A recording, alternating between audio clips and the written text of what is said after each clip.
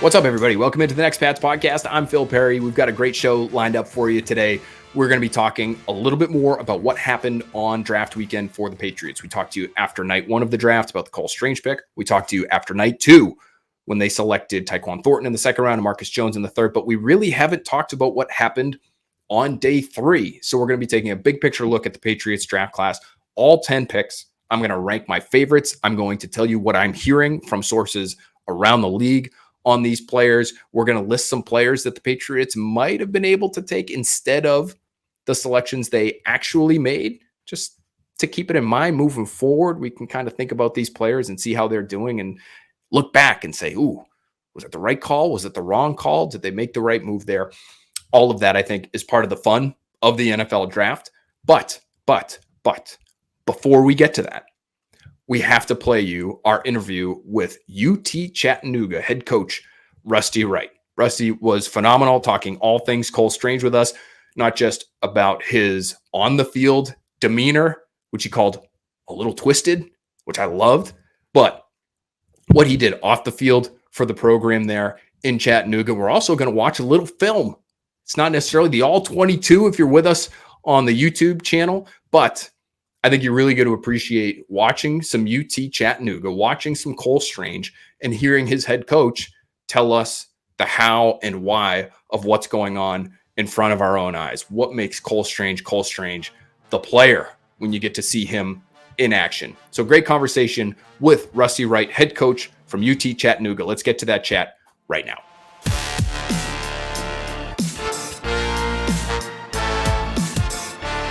All right, very excited now to have with us head coach of UT Chattanooga, Rusty Wright. Rusty, thanks so much for being with us on Next Pats here. Yeah, thanks, Phil. Appreciate it. Obviously, an exciting time for Patriots fans to just kind of get to know this draft class. And with Cole Strange being the headliner of it all, felt like it would be a great time to have you on with us and tell us a little bit more about Cole. But first, I guess just tell us what your reaction was when you saw that he was drafted Thursday night, first night of the draft.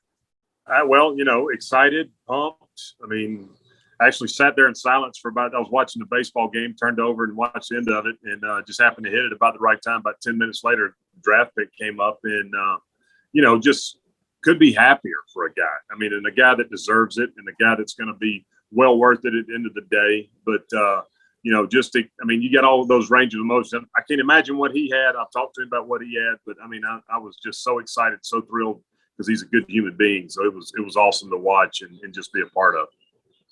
Yeah. Did you have an inkling that he might go off the board at the end of the first round there when you switched over to the draft late that night? Well, we had started getting phone calls and a lot more interest kept popping up just because of his versatility. That kept hopping up a bunch, coming up a bunch in conversations. And, we were actually sitting in the staff room. I was like, it's going to be interesting to see how high he goes, because everybody keeps saying, he can do more than one thing. And so I didn't really expect that. But you know what? I told somebody the other day, if he'd have been in Alabama or Tennessee, he'd have been a first-round pick. So he's a first-round pick no matter where he's at, and that's the way it is. Yeah, it's really interesting to just sort of see his journey, just at least through the pre-draft process, because I know he played some center at the Senior Bowl. I know he played a little bit of center while he was in college, but not much. He played a little bit of tackle as well. Do you think he could even kick outside, Rusty, at some point in time and maybe give them some snaps out there?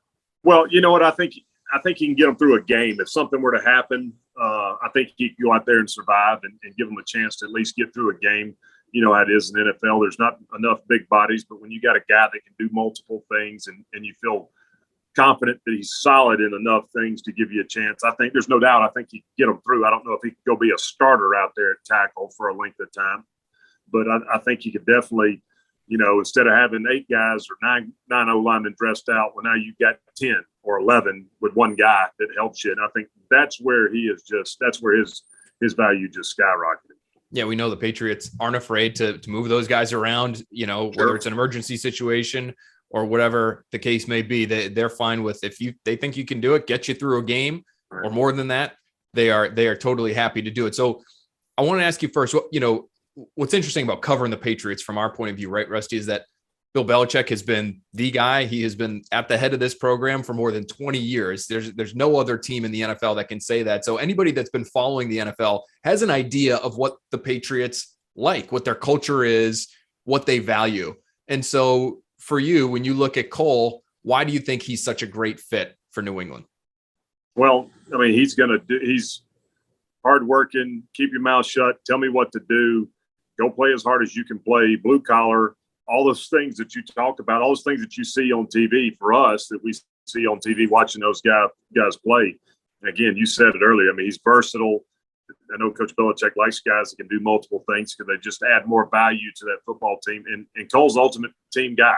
I mean, he's an ultimate team guy. He's going to give everybody everything he has every snap. He's going to play as hard as he can every snap. And that's what's going to be cool about him going in that organization. I think the best thing about him going in there is it's a perfect fit for both. I mean, I really do. I think it's a really good fit for both. I think it's going to help him become a better pro and a better player in the long run, and they're going to benefit from it in the long run. Well, he seems like a smart guy too, Rusty. I know, he was up over, I think, a 3.7 GPA, already has his degree.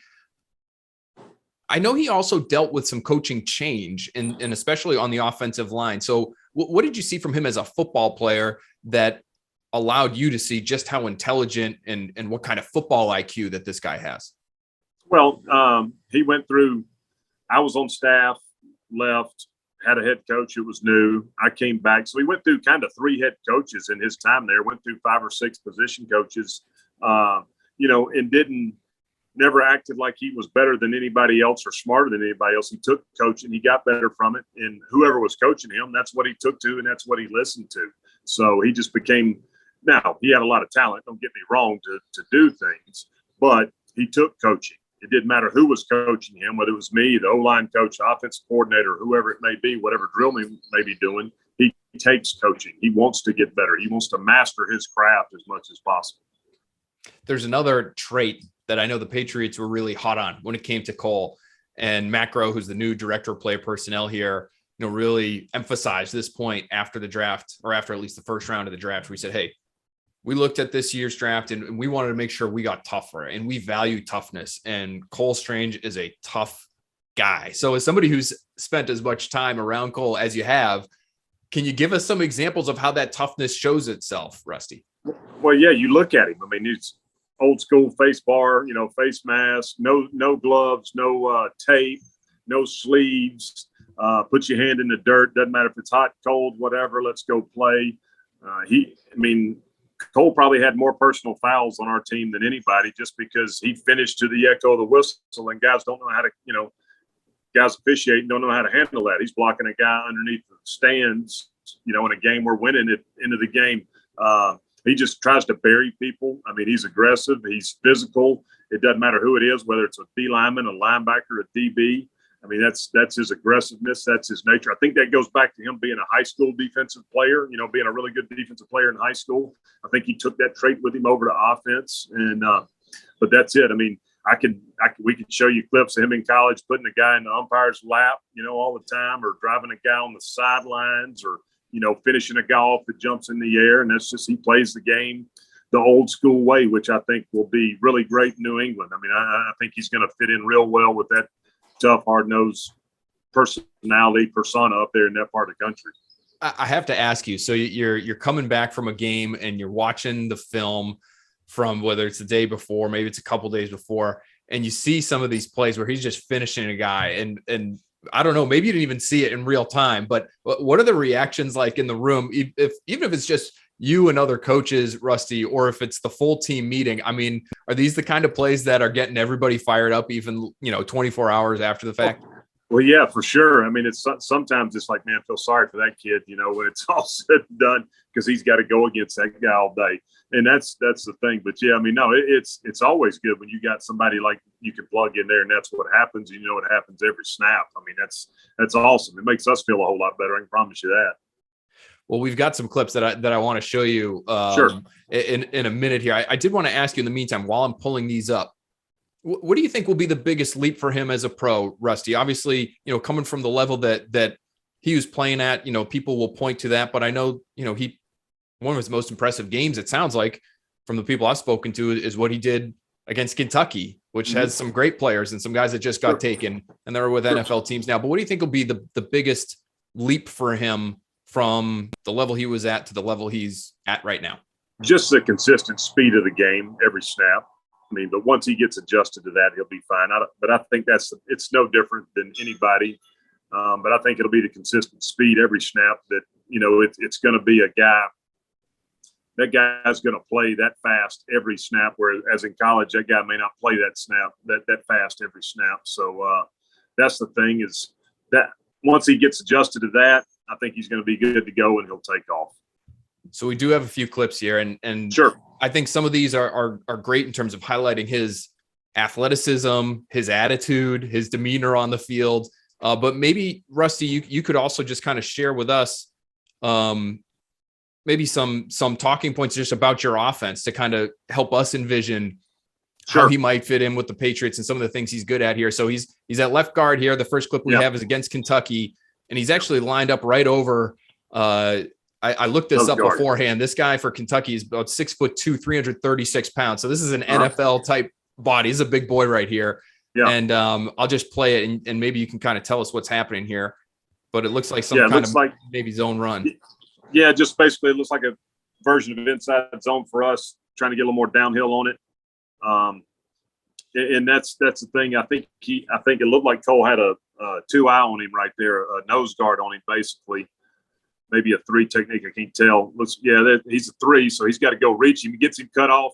All right, no big deal. Seals him just like he's supposed to, and there you can see he's getting movement off the line of scrimmage. So I think that's the biggest thing is you got a 3 technique, 300 and whatever you said, 40-something pounds, 50-something pounds, and he can go get him reached, get his pads turned, and get the play started. And that's a big run for us, as you can see right there. It wound up being a 10 or 15-yard gain.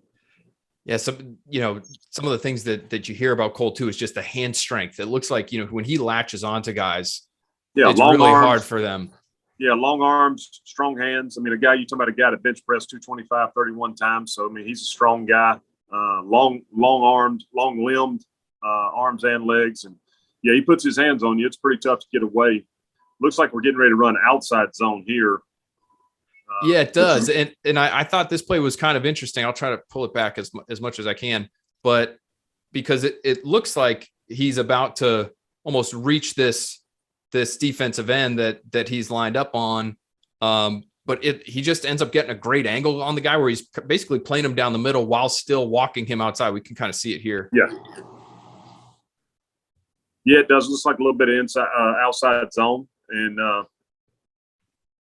there might have been some movement on that play. I can't tell. They might have been moving a little bit defensively. But, yeah, I mean, footwork-wise, those kind of things for Cole, he worked really hard over the course of his career trying to get his technique and his fundamentals down to playing O-line to put himself in good position. He usually did that most of the time.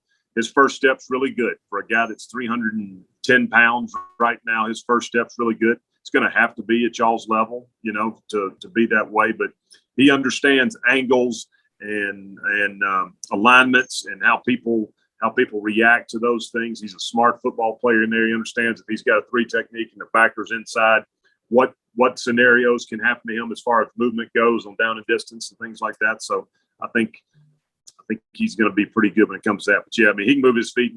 Wasn't too many guys in our league he couldn't go reach or go cut off if he had to, and that's what you see is he did that pretty much all the time.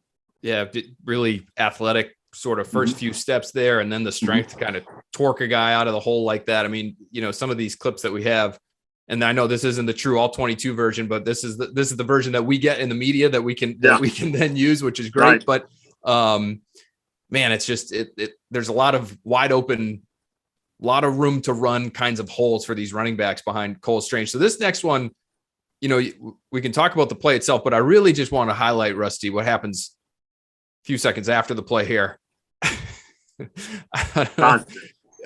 So we have to ask, how consistent was this? So for the folks that are just listening, that aren't watching us on YouTube, you're seeing a run play, and they are, basically running off of Cole again, but his guy's way out of the play. He sees number 12, his teammates, in some sort of little dust up after the play's essentially over. And he just says, I'm going to go over there and wipe this guy out. Just help my guy out here. And that was him. I mean, that's what I'm telling you. He's the ultimate teammate. I mean, he's, it's all about whoever. I mean, it's all about us. It's not about Cole. It's not about anything else. He's going to do whatever it takes to help his teammates be successful and help a football team win. And if that meant taking up for one of ours and making sure nobody's, taking advantage of somebody else, that's what he does. But that was typical him for sure. Yeah, for sure. Yeah, there's an attitude there for, you send the guy flying 5 yards and then you give him a little stare down just after the fact. Hey, we're not going to allow that here. We've got another one here from Kentucky and this is sort of like a 2-for-1 jobber. This one actually does look a little bit more like what you might see on the coach's tape here. But tell us what you see on this play here, because he ends up getting, I think, 2 linebackers on this play here, Rusty. Okay, sure. So we're just running a version of inside zone, and you can see his angle trying to hit the nose guard moves away. So now he knows there's going to be a blitz or there's going to be something coming in, at him. So he does a really nice job of staying on track. Okay, of just staying on the path, staying on track, and picking up the wash, and he winds up taking 2-for-1 because it looks like they're getting ready to do some kind of inside linebacker blitz in there and stack it with the safety, and he collects. He winds up collecting both those guys.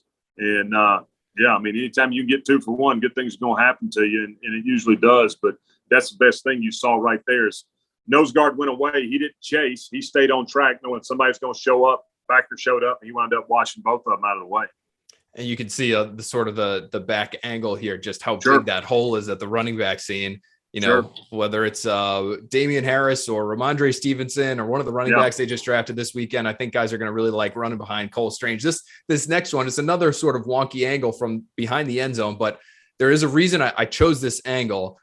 We've got some Superman action here. I don't know if you remember this play from the Kentucky game, but it's a little screen in the red zone. Yeah, we throw the screen out here. Yeah. Yeah. And I just love the effort here from Cole. I mean, listen, these safeties in space are probably hard to block for these, 305-pound guys. But he's clearly willing to do whatever he needs to just slow this guy down and get his buddy into the end zone here. Yeah, I mean, that's the thing is, we practiced this one all week and did a good job of those guys getting out there. But I mean, he understands angles. He knows if he's over the top, that guy comes underneath. Well, our wideout's got to go win that race, and we win. I mean, that's the thing. If he was going to get beat, he was going to get beat inside. Wasn't going to get beat over the top. And understanding angles, understand where people have to be. But that is, I mean, you see, it's a big boy flying around out there. And then these next couple, I did want to get some pass protection reps in here, and just tell us in your offense, Rusty, just so we have a little bit better idea. What was like the run to pass split typically for you guys? We were probably 65-35 run to pass, somewhere around there, maybe 60-40. We had a couple good running backs and, of course, good offensive linemen, so we tried to run the football as much as possible. But probably 60-40 is probably more accurate, for that case. And we did drop back and throw it. It wasn't all just play action and things like that. We would drop back and throw it.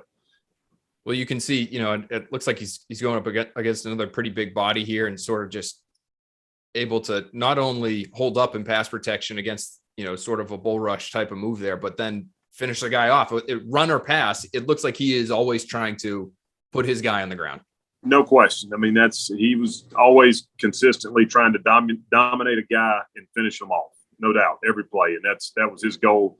You'll hear him tell people, he plays to the echo of the whistle, and there's no doubt about it. I mean, he plays the game like you're supposed to play it. It doesn't matter what he's doing. That's the way he plays it. I like this one here too, because he found a different way to get his guy on the ground here where, he's hands inside and everything looks, I'm not an offensive line coach where everything looks pretty technically sound. And then I love this at the very end of this rep here where the pass is out, but he's like, the play's not over. I'm going to make sure my guy gets on the ground. Just snatches him right down by the collar. Oh, yeah. Those guys had some kind of deal going about the number of guys they could get on the ground during the course of the game and all that stuff. So he was going to make sure he won that battle all the time. So, but that's him. What you see, I mean, literally, man, what you see on film is how the guy plays the game. And that's the thing. And that's why it's so cool to watch what's happened for him in the last week, because he plays it the right way. all the time. I mean, and that's the thing. He goes to practice the right way, all the time. Not just days when he's good and all that. You would never know when he has a bad day. The last thing I want to ask you here, Rusty, and thanks so much for watching some of those clips with us. That's a lot of fun for me, just to kind of get a better perspective on what's actually happening out there and how a given player plays. But you just mentioned, his practice demeanor. When you think back to Cole's time with you at Chattanooga, is there some moment that maybe happened away from game day, whether it was at practice or in the weight room or in the meetings, that you think back to and say, that's Cole Strange? That's sort of, in my mind, that's how I define my time with Cole Strange and the kind of guy he is. Is there something that you can share with us that comes to mind for you? That's a tough one, because he was always first one in somewhere and the last one out. Didn't matter if it was, weight room, practice field, game field, whatever. So it was always funny to watch him switch that, hit that switch and go from being like we're talking now, just to go into being that guy you're watching on film, just like that. I mean, we could be sitting there pregame and just sitting out on the bench waiting, before everybody gets going and everything gets going. And he's just looking around and taking everything in and just a normal guy. And then all of a sudden you go play the game, the ball kicks off, and then he's that guy you're seeing on film then. But if he was not, if you walked by and saw him walking the streets, you probably think he was a pro wrestler or something. You wouldn't think he was a football player, and that's the thing with him, is it was always cool to see him flip that switch and go be that guy. And then as soon as it was over, he's just a normal guy, just like everybody else, trying to do the best he can and trying to get college figured out and trying to figure out what his life was going to be like after he got done playing college football, whatever that was. And we had a bunch of those conversations and trying to figure all that out. So that's what was cool about him. And he was pretty open with us talking about that after he got drafted. It sounds like he is the ultimate self-motivator. He'll come up with things in his own mind to get him angry, to get him ticked off. And then he ends up playing that way, whether you said anything to him on the field or not. He had created something in his mind that got him to that place. Yeah, for sure. He's a little twisted when it comes to stuff like that. So, but he does. That's what motivates him. That's how he motivates himself. And, we had some good times here, and we had some times we should have been better for him too. But that's how he motivated himself. And he holds, once he gets comfortable there, he'll start holding people accountable to being, the right way and doing those things. And once he's not a rookie anymore and all that, but he's going to be fun to watch and watch grow. You guys are you're going to have a lot of fun watching him grow and develop, and he'll be a pro's pro when it's done. He will be. Yeah, I think it's going to be a lot of fun covering Cole Strange and just seeing how he grows and develops and see him get a little twisted on occasion too. That'll be fun for us to follow as well. Well, Rusty, thanks so much for being with us here on Next Path. It's great to learn a little bit more about Cole, learn a little bit more about your program, watching football with you. This has been a blast. So thank you. Bill, we appreciate y'all. Thank you.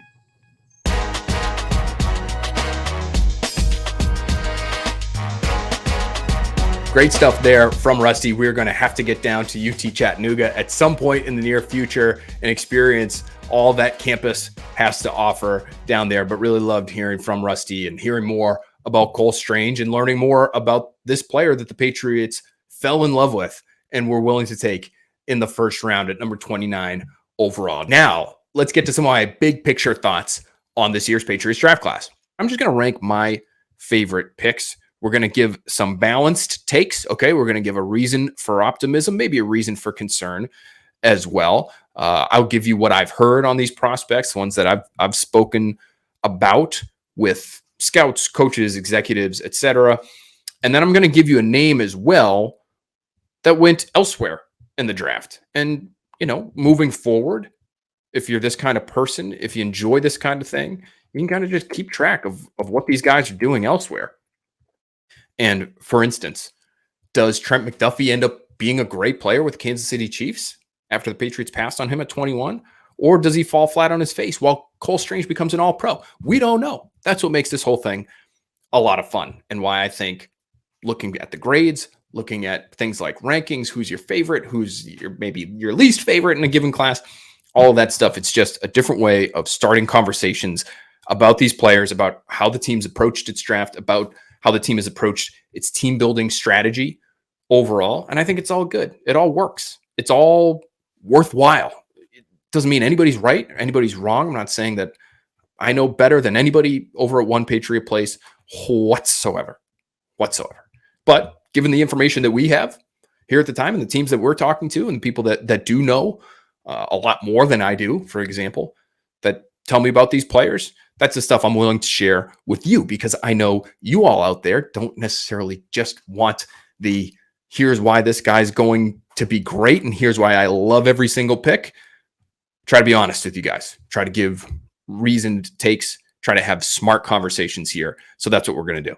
So my favorite pick of the weekend was Marcus Jones, the corner out of Houston. So much versatility. I thought it was great value where they ended up taking him, just given what I had heard about the player and where he was expected to go and how teams felt about him. I thought if the Patriots wanted him, and I had been told that the Patriots certainly had interest, and it was real interest, that they would have to go get him in the third round. And they did.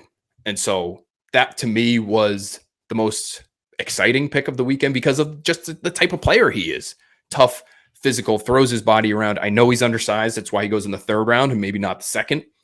But even at 5'8", 175 pounds, this guy is a playmaker, a potential game-breaking player with the ball in his hands. I think they should even try him offensively and use him in the slot. I know there's value to having bigger slots like Jacoby Myers, who can block. You can keep the run game alive even when you have 3 receiver sets out there. But there's something to be said for those very quick and dynamic, separate early types of slots. And Marcus Jones, to me, has the athletic ability to do that. And so why not try him there? His college team was willing to do it. I don't see why the Patriots wouldn't at least give him a sniff there. We'll see if that actually happens. But he was my favorite player. Again, the maybe reasons for concern, of course, is always going to come back to his size. And then in terms of like the positional value, I guess you could look at that as well. Slot corners, not necessarily in terms of what they're making across the league. Guys who are specific to the slot. I know Jalen Ramsey plays quite a bit in the slot, and he's the highest paid corner in football. But, that's generally not a position that you would look at and say, well, that's going to be the difference between us competing for a championship and not.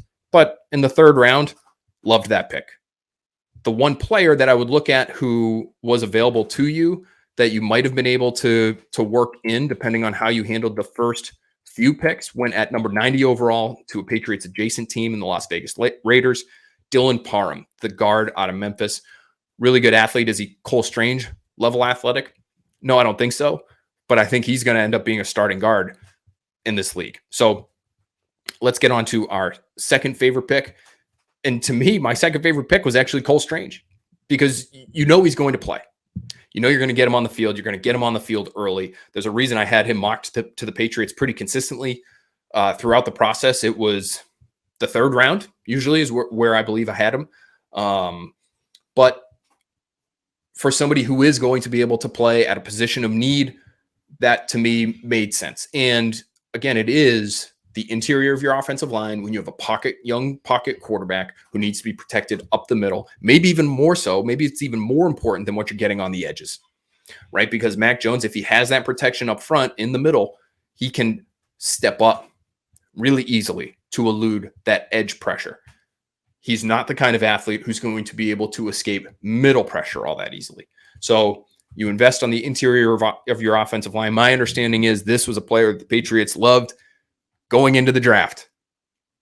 Morning of the draft, I believe they had their sights set on Cole Strange, and that was going to be the player they were going to come away with on day one. So when Bill Belichick told reporters after the fact, sitting there at 21, would we have taken him? I'm paraphrasing now, but I think he said something along the lines of, there's a good chance we would have taken him at 21. And I believe that. So again, hey, decision-making wise, you can question, okay, you're going to have your sights set on one particular player. Blinders are maybe on to some extent because you love this guy so much.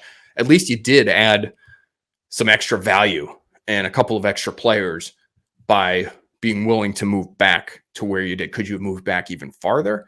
I think there's an argument to be made there. Again, what I've heard on this player in terms of where he was going to go, where he was slotted to go, I've heard everything from the second to the fourth Spoke just the other night to an AFC assistant who told me they had him rated as a 4th-round player. And this was a team that invested in the offensive line early. So, again, does not mean he's a bad player. I like Cole Strange. I like him as a player. I love his demeanor. The only question is, could you have gotten that guard, whether it's Dylan Parham or anybody else, to start for you while also adding another player at a more premium position who will be a good player for you and have your cake and eat it too? I think there was the opportunity for that, but we've been over that. My 3rd favorite pick, and again, the player that you could have gone with instead of Cole Strange, I would say Trent McDuffie at 21, but if you want to work out of that 29 slot and just look at who was available at 29 there, George Karlaftis, I think would have made some sense. Christian Watson, the receiver, you wanted speed at receiver. Christian Watson ends up going 34 to the Packers. Fewer faster guys than Christian Watson when you look at the height, weight, speed profile. I mean, he's a freak. I know you got Tyquan Thornton to be your freak, but Christian Watson, pretty special athlete there. 3rd favorite pick, Pierre Strong, running back out of South Dakota State. I just think it's a really important position in your offense, and you have to have that thing solidified. And there's still a lot of questions around James White, and I know he's a running back. Some of the reason for optimism is obvious. Okay, he flies. You get him into space. You get him on some of those screens. Cole Strange is leading the way. David Andrews is leading the way. Micah Wenhu's out there. Trent Brown's out there. And you've cleared a path for him to get an angle. You could have very easily some big-time explosive gains on your hands, given what you have athletically on the offensive line now and what you have there in Pierre Strong in terms of the explosiveness. The hands are an issue. Lots of drops. He had 5 fumbles last year, so those are things he's going to have to fix. But there's your reason for optimism and your reason for concern. The thing I've heard about Pierre Strong, 2 things, I guess, to kind of file away in both buckets. One, in terms of the reason for concern, he's very light in the lower half, and so I think that gave teams some pause in terms of his ability to pass protect at the next level. I think he was fine in that regard when he was at South Dakota State. At the NFL level, it's going to be a little bit different, just in terms of the types of athletes, size, and speed that you're going to be facing, whether it's guys coming off the edge or blitzers coming up the middle. You have to be able to hold your own there. And his frame is something that I know concerns some teams. Now, on the positive end, in terms of something that was brought up to me by one coach, was the one thing that this particular team made sure that they pointed out when they were talking about him before the draft was that he can throw the football. Take that for what you will. He can throw the football. He went 9 for 9 on pass attempts in his career at South Dakota State. And he actually, again, this is my understanding. I'm not going to pretend like I've broken down all 9 pass attempts from Pierre Strong's college career. I guess he throws it pretty well. It's not ugly. It's relatively sound. It's relatively accurate. I mean, the guy went 9 for 9. Now we'll have to go look at how many yards he was picking up for those and how efficient he was and what it did actually look like. But that was what was relayed to me. So Patriots are a team that we know likes their gadget stuff. James White has thrown the ball for them. Kendrick Bourne has thrown the ball for them. Obviously, Jacoby Myers has thrown the ball for them. Julian Edelman, of course. So just something to keep in mind. My 4th favorite pick in this year's draft is the 2nd round pick, Tyquan Thornton. And to me, it's more big picture, which is why I have it in my top half of favorite picks. Big picture, you invested in a receiver early. Whether or not it was a player that another team was going to invest in or not, we don't know. Now, they jumped the Steelers specifically. I'm still trying to track down some information here, but what we do know is there was a Baylor/Tyquan Thornton connection with the Steelers. And I want to shout out my friend David Creed, who's a sports editor for the Nantucket Current. The connection there, and he's the one who pointed this out to me, is that Baylor's former receivers coach early in Tyquan Thornton's Baylor career is now the receivers coach for the Pittsburgh Steelers. Does that mean that the Steelers were definitely interested in drafting Tyquan Thornton in the 2nd round? I don't know. They ended up taking a receiver. They ended up taking George Pickens soon after the Patriots drafted. But that's an interesting connection to me. And I think it would, and again, this is why I'm trying to track this information down. I think it would make people feel a lot better if it was known that the Steelers were in on Thornton and that's the information the Patriots had. That's why they jumped him, and that's why they drafted Thornton when they did. Because we know the Steelers' history of drafting receivers is excellent.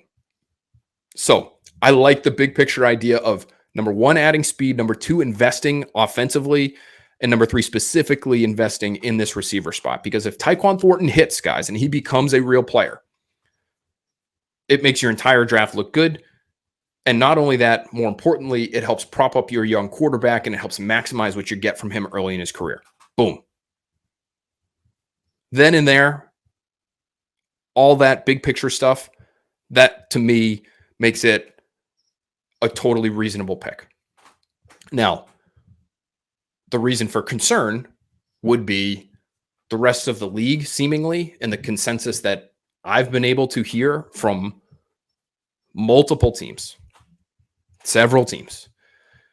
I would say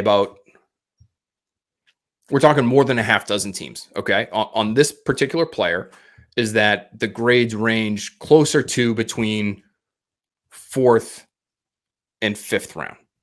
So did they reach? They might have. But if it ends up working out, it ends up working out. And at this position, this is sort of the argument against the Cole Strange pick. It's because if you hit at this position, it can change everything. Even if you hit at guard, does it change everything? Probably not. Not necessarily. It's important. Don't get me wrong. It might keep your quarterback healthy. I get all that. But it's the upside for this pick that I do like. Now, would we have rather seen Alec Pierce, friend of the Next Pats podcast, go off at that spot? That to me would have made a little bit more sense. But even though he's fast, he does not have Tyquan Thornton's speed. So we'll see how it plays at the next level at 181-ish, and I'm sure he'll try to bump that up pounds. He is quite literally the kind of body type and traits that the league has not seen. I mean, since 1999, only 4 receivers measured greater than 6 feet and under 185 pounds. Devontae Smith, Mario Manningham, Brandon Lloyd, former Patriot Brandon Lloyd, and D.D. Westbrook. Okay, those are 4 names that you know. So those guys had real careers, or are having real careers. So can Tyquan Thornton be that guy? I think he could be. I mean, he's faster than all 4. None of those 4 came close to running in the 4.2s. So that's another reason for optimism there. I've got Chasen Hines, actually, from LSU, the guard out of LSU, as my next favorite pick. He's my 5th favorite pick, 6th round pick. I just like it because of the size, massive body, long levers, 34-inch arms, only 1 penalty last year, versatile, can play really all along the interior, and he can move for a bigger body. I think the only question is the weight going to be kept under control? But I think teams had some similar concerns about Mike Onwenu back in the day, another 6th round, big-bodied offensive lineman. That one's worked out pretty well. So if you want some insurance for Mike Onwenu in case he goes down, I like Chasen Hines out of the SEC. The one name that stood out to me, taken after the fact, after Hines, that stood out as a prototypical Patriot, really good athlete, bigger program, is Tariq Castro-Fields, the corner from Penn State. My 6th favorite pick is Jack Jones. Great ball skills, off the charts. Football production at the cornerback spot, both at USC and at Arizona State. And I tweeted the other day, got some pretty good reaction from folks, just his measurables. And that's really all I was pointing out. I'm not saying that Jack Jones is going to be anybody other than Jack Jones at the next level, but his measurables are very similar to Asante Samuel, another ball-hawking, undersized corner who didn't fly. He was not a fast player coming out of UCF back in the day. Jack Jones the same way. Ran a 4.5 at just 171 pounds at this year's combine. Not usually a great combination to be undersized and not a burner, but I think he's probably twitchier than his testing would indicate. And the ball skills are really good. Now, does it get him into trouble at times? Those instincts to want to jump certain routes? Yes. And does he have plenty of off the field concerns? Yes, he does. And those have not gone away in the days since the draft. That's, my understanding is he was not on certain teams' draft boards because they weren't comfortable with Jack Jones. So again, Does that make those teams right? Does it make the Patriots wrong? No, it doesn't. We'll see. I know the East-West Shrine Bowl was all over Jack Jones, and they wanted to make sure that they felt comfortable with him character-wise, and they did, and that's why they included him in the game. So he's got supporters, of course, and that's why this is my 6th favorite pick and not my 10th favorite pick. But the size and some of that other stuff just knocks him down the list for me. The other player that was on the list, again, another player that went to the Raiders, Neil Farrell, another LSU guy, defensive tackle, big body player, helps stuff the run that I think the Patriots could use, ends up going soon after Jack Jones. That one would have made some sense to me. Let's go with my 7th favorite pick. It's Bailey Zappi, the quarterback out of Western Kentucky. Smart, tough, accurate, throws people open, all good. Reasons for concern, the arm strength. And I talked to one coach, and I wrote about this soon after Zappi was taken on draft weekend. One quarterback's coach told me, hey, arm strength is usually not all that important for me in terms of making or breaking a prospect and his draftability in my eyes. But Zappi's is right on the line of being maybe a little too soft.